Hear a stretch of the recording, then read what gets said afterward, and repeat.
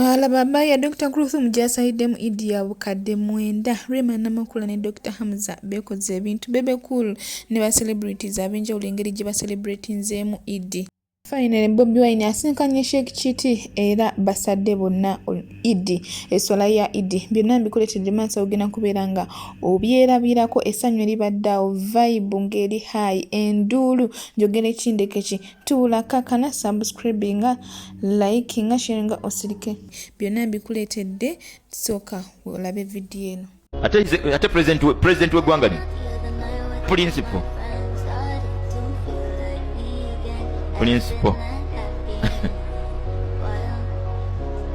Swaibu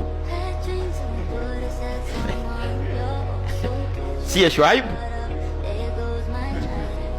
Principal Swaibu Allah musasire byabala byonna naye nga mwasibye mutemu n'abalungi abampuliriza Ocean Media Call. Subscribe for more updates, like, share and comment. Welabira okunyiga notification bell obenga notified bwentekawo video empya.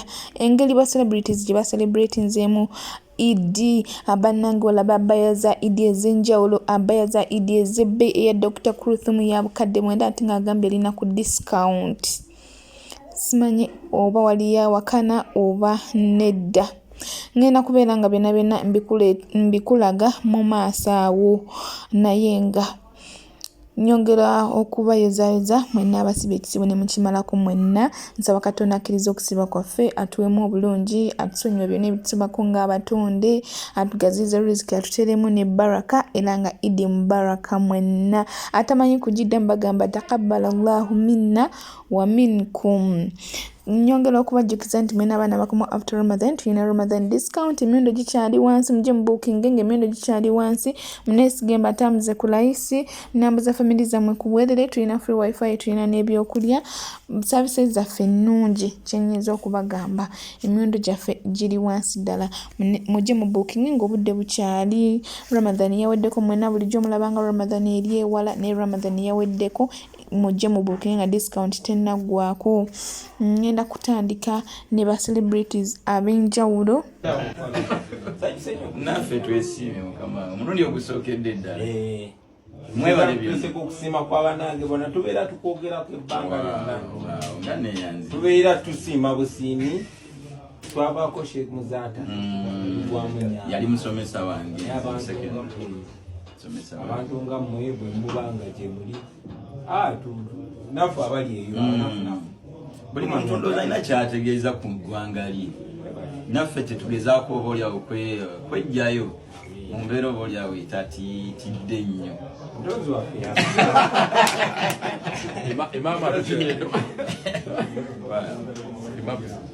Kyamazima Sheikh Chiti olusinkanye Bobi Wine alabidde ddala nga his dream has come true. Essanyu lyabadde alina essanyu lyamulaze ebbanga byonna byamwebazizza ebbanga lyamaze ng'amwogerako. Sooka weerabireko so olabe ku nnyina byonna bimalayo. Tusigalire buli muntu akyasobola okubuuza ku munne jeno wenna alagira ensi ekubwe era ng'oteeseteese ne226 bigenda okutambula. Sagala kubuuza nti olina abaana bw'oba banyina bali luddawo era gye bali bwe baba baliwe lwaggwanga kati baafuuka beeyo si baawano. Bw'oba olina abaana tolina baganda bo weekosa n'okosa abaana bo n'okosa n'abooluganda bo. Manyi nti bino bw'oyogerako oti naddala ffe bannaddiini batulabira ddala ng'oyingiridde byototeekwa. Ninjagala okubuuza nti oyo abayogera bwaki abayogerangaani ayagala otubuulira nti yalina otubulira biki bye tulina okwogera biki bye tutalina kwogerako.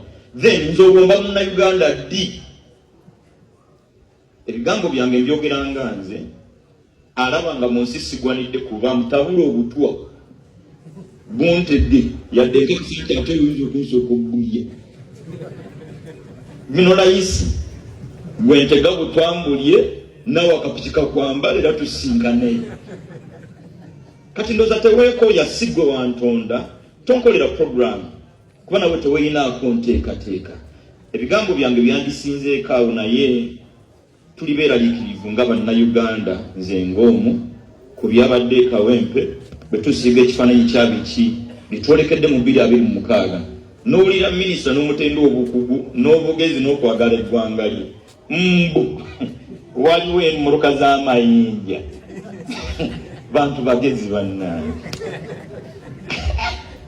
ng'ayogera ali siriyasi alina musajja mukulu ng'alina ku ddala ly'abaminisita gavumenti wabula oba bisanyizo ki kwe basinzira okulonda baminisitasi bwe beba byebyo nyina n'abalala abagezi abali mu layini eyo abagulanidde kati byonna bitukaluubiriza kuba abo bwe baba mu layini y'abateeseteese Jeno Muhoozi naye atukwatemu then olwo tuba tulagawa Jeno Muhoozi bw'aba ayagala tukwata mundoza atukwate bulungi ng'era omuntu omwami ayogereza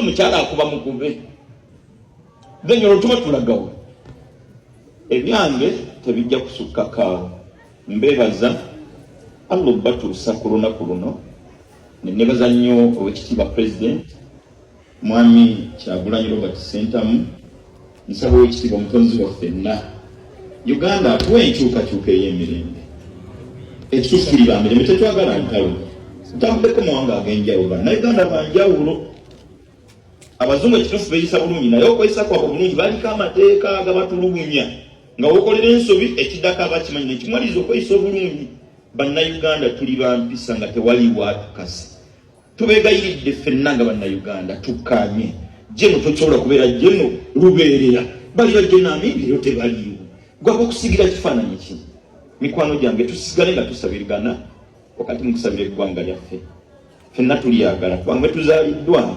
mwetuzaalidde ate mwetugenda okufiira ffe tetulina nteekateeka ndala mawanga gentambuddeko nze sina ggwanga lyenna egomba kubeeramu nze eva buli ggwanga bwe mpezaayo ewiiki mpulamba njala kukomawo wano kati bannaye wano tukkaanye tusobola okubeera emirembe teri alina buzibu bwonna ku muntu yenna ekikulu mu byonna ebyetaagisa okutereezebwa bitereezebwe kano mbadde nkirabidde ekitongole ekiramuzi abaana b'abantu bavundira mu makomera tebalinnyangako mu makooti balina abaana nga n'emisango gyabwe egimu tegitegerekeka lwaki mu mbeera etoola okusa ku makomera emisango gino egitategerekeka abo bafulume abazza emisango nga ddala baagizza bawuzisebwe basayirwe waliwo abavubuka baggalirwa ku bbomu z'erugogo tebalinnyangako mu kkooti ffenna tetusobola kuwagira butujju kyekituufu naye omuntu awozesebwe omuntu asalirwe amanye ebbanga ly'ayina mu kkomera n'eŋŋanda ze zifune essuubi naddala baggalidde okuwa ebyobufuzi njogera ekindeke kinga abaana abaggalirwa mu 2024 kati bakyayi abagenda okuggalirwa 2026 gye bagenda okubasaana n'abasatu mwera gye bayisanga ekitongole ekiramuzi waliwo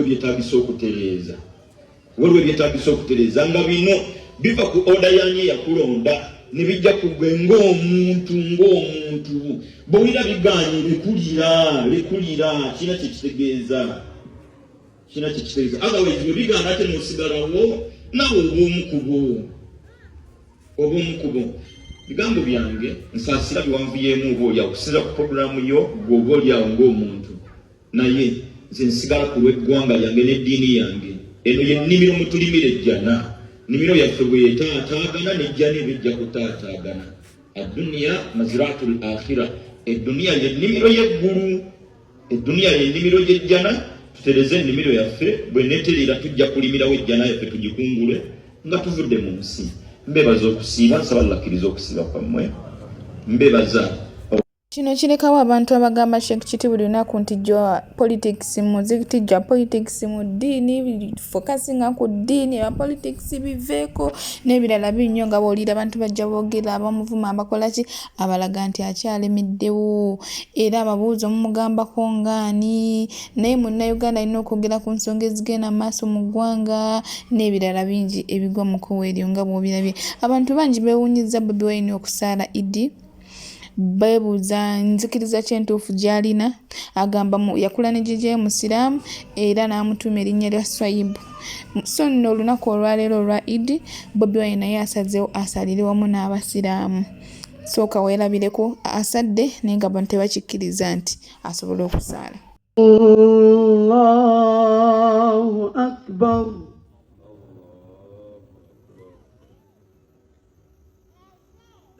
Abantu ne basigala nga beebuuza nti ekituufu tutwale kiruwa. Bwe guba muzikiti Bobi Wine agendayo, bw'ebeera kyaki Bobi Wine agendayo, bwe biba bya buwangwa na byakulaga nti nno abikkiririzaamu n'ebirala ebw'obuwangwa n'ennono n'ebirala ebigwa mu kkowe eryo. So buli muntu yeebuuza Bobi Wine wanzikiriza ki? Bwe babeera balokole agwayo, bakatholikisi agwayo, baprotestants agwayo, eddiini ez'enjawulo zonna agwayo. Kyo nno abantu basigala beebuuza Bobi Wine amazima amatuufu wa ddiini ki?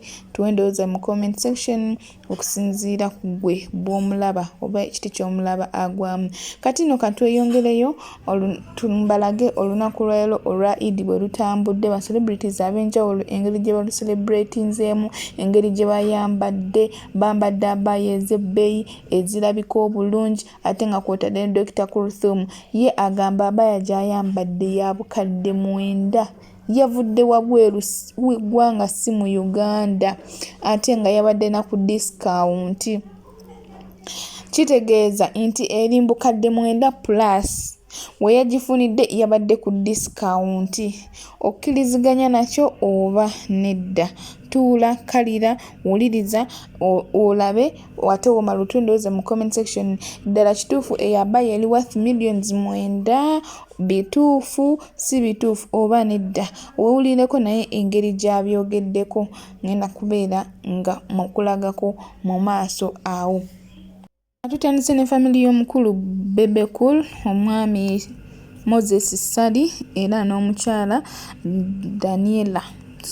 n'omukyala Zuena Kirema nga bwe batyo balabise ku lunaku lwa Eid. Babadde so smart n'abaana baabwe era nga family y'abantu 7, abaana baabwe 5 n'abazadde baabwe 2 nga bawala bali 2 n'abalenzi 3.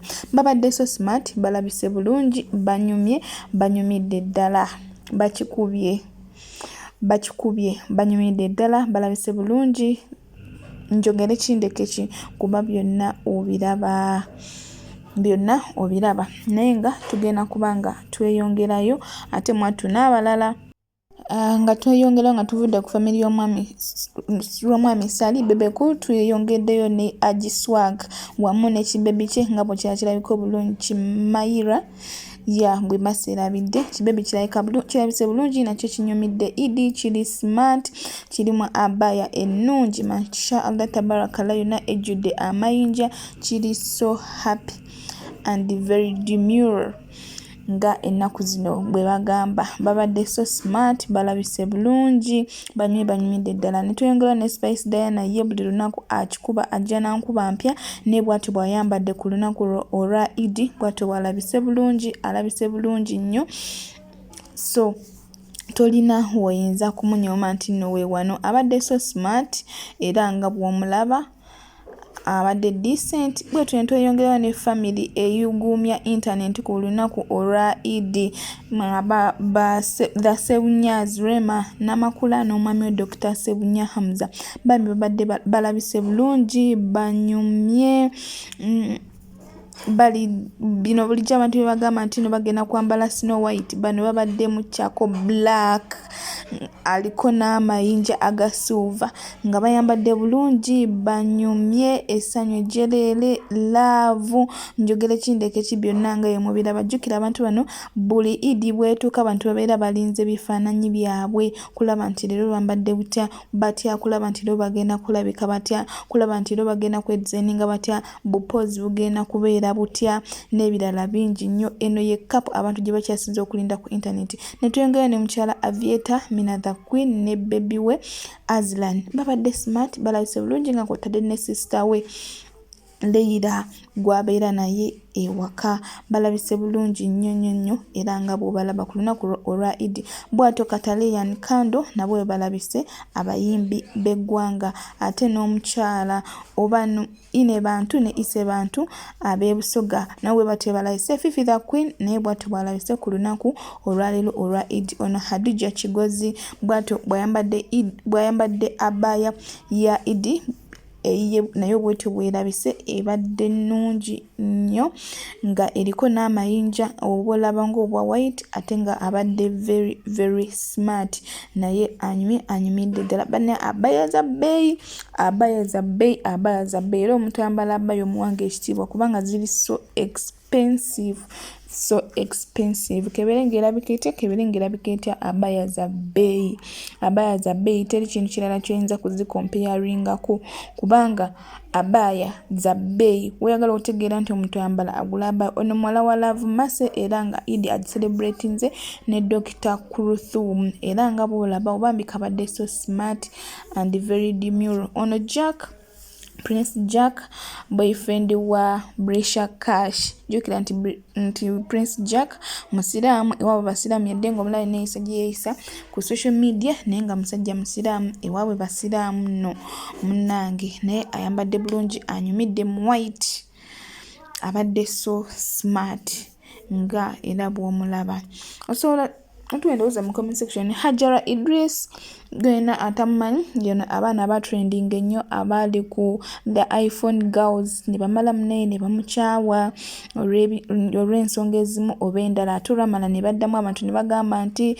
bazzeemu lwakuba nti Hajara yafunyemu ku ssente kuba Hajara yagenda we Saudi n'akubako ku kyeyo n'afunamu ku ssente n'akomawo n'akola business n'akomawo nga ali class above munnange kwe kukola ki kwe kubeera ate nga baddamu ne bategeka Mabruk iftar dinner era olwamaze gitegeka kati neera ali bibye munnange bagamba wali babadde bakolagana lwansonga yabadde business naye nga kali so smart kakyala kano buli kiseera buli muntu abeera akebera page yako nga yeebuuza leero Hajara yambadde kaki leero Hajara yambadde kaki kanyumira engoye kanyumira makeup kakyala kali beautiful kali ka black beauty kabeera so happy kalina omutima omulungi naye nga abadde so smart ogwolaba ali naye bamuyita Ashura mukyala wa Sheikh Yahya mukwano nnyo era ba besties nga kwotadde n'omwana we bwatyo bwalabise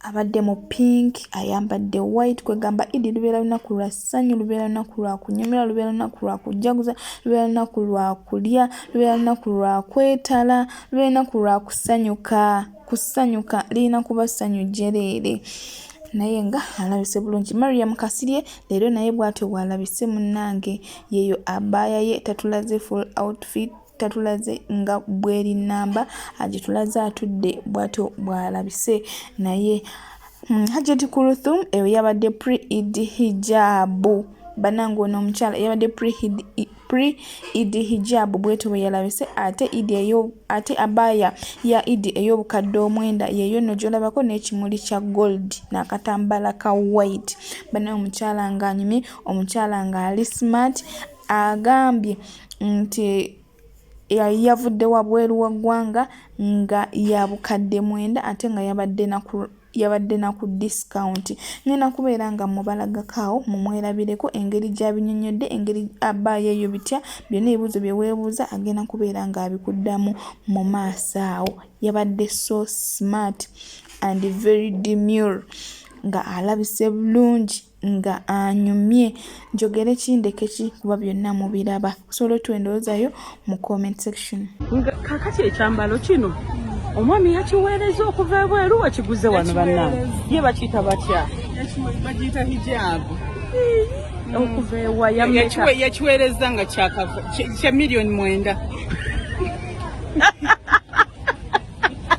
aja kyogambye kya miliyoni 9 miliyoni 9 byonna ne veiro oba buli kimu hijabu ate akakaya discount ate akakaya byonna nti akakaya kajjirako tolanga mayinja gafaanagana miliyoni 9 zoyambadde motoka namba veiri okagwa ati bino tetubigaseeko gold omulaba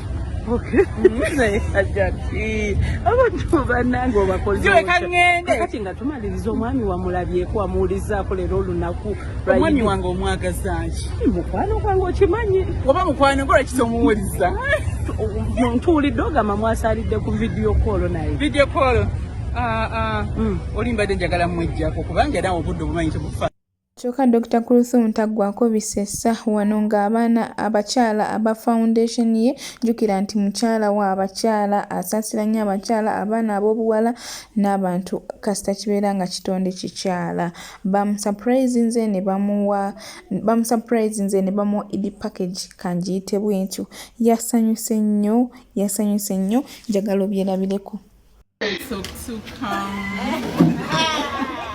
Abakyala bange nno bakwata babimpeereza ne bo bakwatise mu video mashallah balinalongo fruits zonna ziri wano kwegamba kakini eryo kenyirire mashallah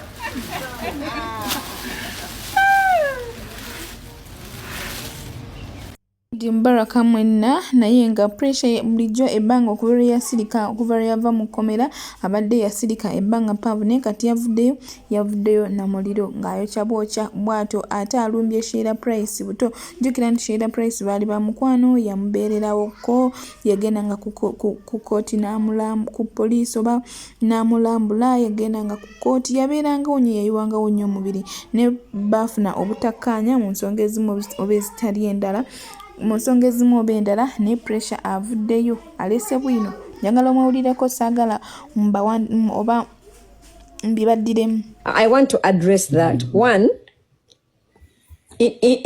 nze namanya Sheila nga bamikwano ne pressure. One. Yeah. Two, when they got issues, I did not even know what happened. Actually, today I have the opportunity to ask pressure because I have never addressed it. I've never asked Sheila. I've never asked pressure what happened. So I could not be Obambu because I've never been a Sheila nga mvuma pressure. I've never been a pressure nga mvuma Sheila. So really, you can't put me in the middle. But now that pressure is here, atubulire what happened. So mutapinge live though. That bitch Sheila, when I was in jail, she used to come to court and act like she's there for me. Yes. She's there for me. Yet, first of all, she was there for content. While she was in court, ngadde mabegana njogerako ebintu ebiri fane mu ba TikTok abasefko baani abantu abatategeerekeka ng'ate bo bajja ne babinziza ne bagamba how can your friend say like you this and this and this. I expected her to support me kubanga nali miwunyo. Why would she be talking shit about me? Nganze simogerako bibi because I really liked that girl nga mukwano gwange. Okitegeera sengasiti. Nze saagala abo ba beach abayogera stuff behind somebody's back and then they were acting nga friend waabwe. Ate she was not supportive enough. All about financially niwe yandibadde nga talina. I expected her to emotionally support me. Okitegeera. To support me, to tell me hey it's gonna be fine, not to talk about me behind my back, to defend me nga Asha bwe yakola. Because me singa ali Sheila nga yali mweje miwunyo kye nandikoze. Okitegeera. But she did not do that. Oyo abira mukwano go story. Ate ne wenakomawo nga nkomyewo okuddamu okubeera ku TikTok. Yandaba nti nkomyewo, she didn't bother to say hello, she didn't bother to say welcome back because nali nagenda mu lusirika nga newa time nensoka nensirika for all that time. Bwe nakomawo, she didn't even acknowledge that I'm back. Yadde nokola video kamba pressure afe yakomyewo nothing. So nze nensalawo oyo sikolagana naye. Ebigambo bingi bikyagenda mu maaso mbu era Sheila Price oyo ayagala abantu baliko masannyalaze. She's a fake friend, she's a user. Era n'ebyomulaba atijja ne chicken nabo bagenda tuuka tembe ekyayi kuba nange yatijjanga nange as pressure yayogera nti era naye yatijjanga naye nga akya trendinga bingi yagala osooke weewulirireko. After ate nendaba nga okoze video oba ng'omuvuma.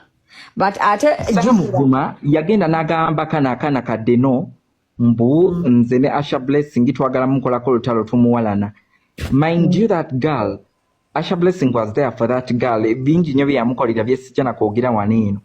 Naye yayisa obi Asha Blessing naye amulojja. Okitegeera.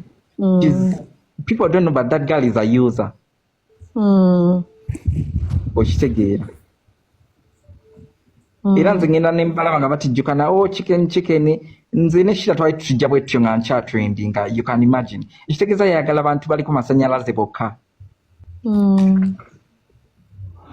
Okitegeera. She's not, nze sagala na kumwogerako kubanga nyiza. She's a fake friend. Muntu ali awo muyaba. If she's your friend, me, I'm okay with it. Saying, carry on. Saying, acknowledge some transfer that has been done. Pressure. Wanjidi. Tujja kwogera ku issues ezimu of here cause sagala bantu ku recordinga bintu bampande gatandike entalo mukamwa okitegeera but tujja kwogera, but me one thing you should know actually even ku Snapchat yange, of course, na tekangayo banange pressure waffe bichi whatever never wavayo. Of course I posted that, but I kept if you realize a number yo wajivako. Yes, najivako.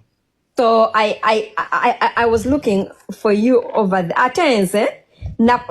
Because I didn't have any other person when Nsovola like to ask about you apart from Sheila, but Sheila reached a time nga tampa update kati nga bwe mubuuza kale nga like angamba birala nga bwe nkugambye nti nina ebintu byesitayagala nkwogerera waneeno bantu nkumpanga biki bigambo muki mukamwa, but kasita you know you're fine or bulungi. Sometimes it is better, you know, like you're better off looking at people the way you look at them if they give you a reason to look at them that way. Only that. So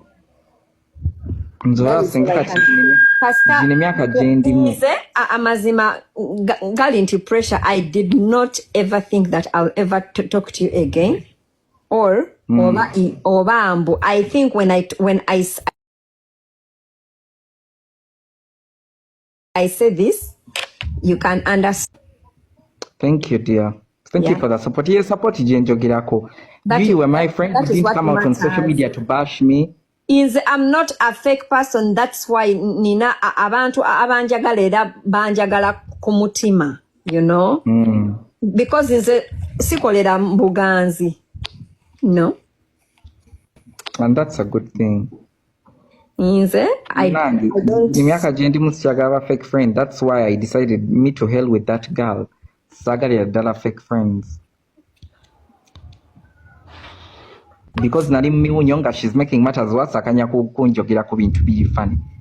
Ebintu ebimu bino kuba private ngali kwasama bwasami. Okitegeera. It's not nice.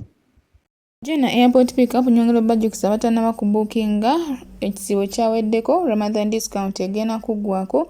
So as video Ramadan discount eno simanyi kikyono ngamba nti oba nakulabanga ngo postinga bino ate nasanze post motero zisanga leti ne mujja ne mungamba nenga mademba yimbiranga nene banga aba mugambala kufuna ticket tekiriko ne oba tunafuna ticket osobola okubukinga ne tulinda ticket. So mujje tutambule ffenna ng'emiwendo gikyali wansi ddala.